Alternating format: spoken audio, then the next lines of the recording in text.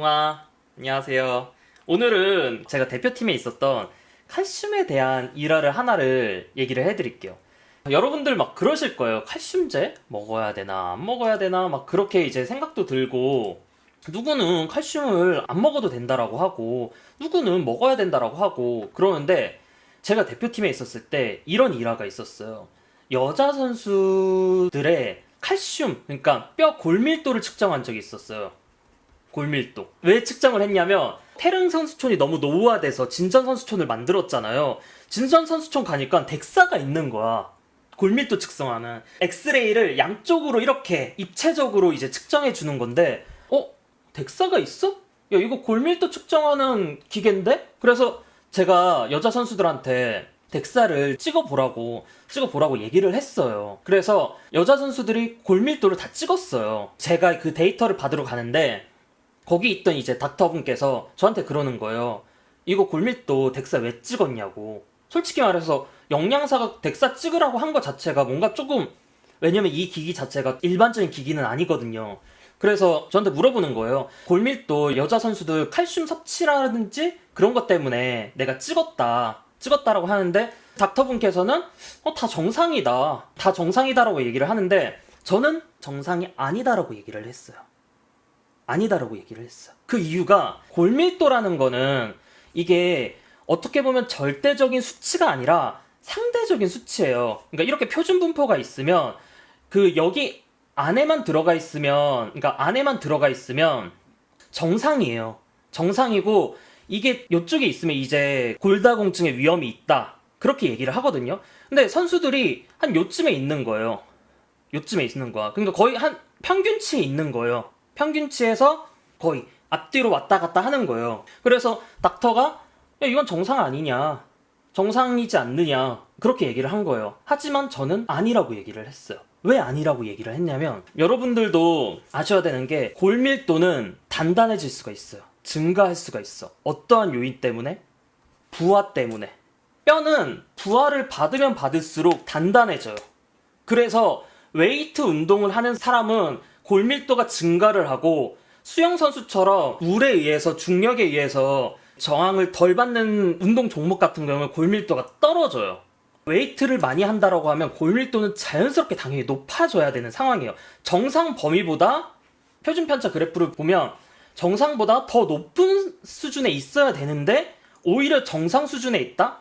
나는 그거는 이 선수들이 골밀도가 더 높아질 수 있음에도 불구하고 칼슘 섭취를 못했다라고 저는 판단을 했어요. 비타민 D 같은 경우에는 우리 선수들이 항상 야외에서 햇볕을 많이 받거든요. 비타민 D도 사실 뭐 혈액 검사라든지 그런 거를 할 수 있었으면 더 좋았을 텐데, 그래서 저는 선수들이 칼슘, 그러니까 골밀도가 우리가 더 높아질 수 있는 상황에도 불구하고 지금 칼슘 섭취가 적어서 여기밖에 못 올라갔다. 그러면 이거를 칼슘 결핍으로 봐야 되느냐, 아니면 정상으로 봐야 되느냐, 그 관점 차이예요.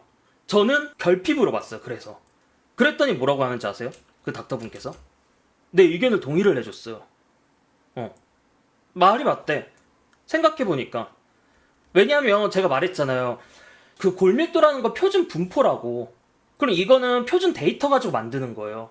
우리나라 운동 선수에 대한 골밀도 데이터라든지 그런 것들이 많이 확립이 안 되어 있는 상황인 거예요. 그렇기 때문에 골밀도가 높아질 수 있는 변수가 있음에도 불구하고 안 높아진 거잖아.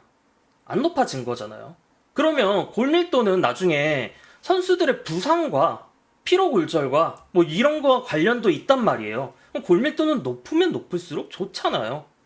그래서 제 의견은 그거였어요. 이러한 관점에서 보면 선수들은 더 많은 칼슘을 필요로 한다.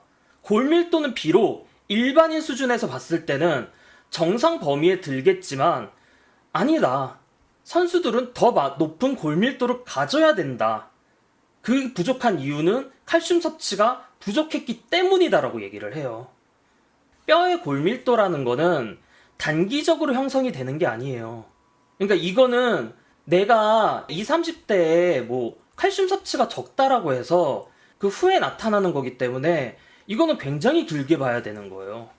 굉장히 길게 봐야 되는 거고, 칼슘 섭취라는 거는 또 변수도 너무 많아요. 무기질이기 때문에 어떠한 칼슘 급원을 했는지, 내가 그리고 체중이 얼만큼인지 여러 가지 운동이라든지 사실상 아마 그분께서 얘기를 하시는 게 그거겠죠. 제대로 된 정확하게 팔로우업 된 그런 것들이 있느냐. 제가 누누이 말씀드리지만 우리는 어떠한 건강보조식품이라든지 보충제를 선택을 할 때 이득과 실을 따져요. 이득 vs 실. 이거는 제가 그분께서도 계셨던 그 국회에서 했던 건강기능식품에 대한 박람회에서 서울대 교수님께서 얘기를 하셨던 얘기예요. 리스크 앤 베니핏을 우리는 선택을 해야 된다. 근데 이 실도 확실하지 않고 이득도 확실하지 않은 상황에서 그거를 국가가 정할 수는 없다. 이건 식품이기도 하고 소비자의 선택이기도 하다. 그리고 실도 뚜렷하지 않다고 이득도 뚜렷하지 않다고 그거를 단정 지을 수 있는 상황도 아니다라고 그렇게 지금 얘기를 하면서 자유시장을 어느 정도는 얘기를 했어요. 그러니까 한마디로 그거야. 땅콩이라든지 그런 것들도 분명 식품이잖아요. 근데 그거 알러지 있는 사람들 잘못 먹으면 목숨 위험하잖아요. 근데 실질적으로 칼슘 보충제라든지 그런 것들이 그렇게 위험해요? 아니잖아. 그럼 그 리스크가 얼만큼 크냐라는 거예요. 그 리스크를 생각을 해봤을 때 이 베니핏이라는 거를 결국에는 무시해도 되냐라는 거예요.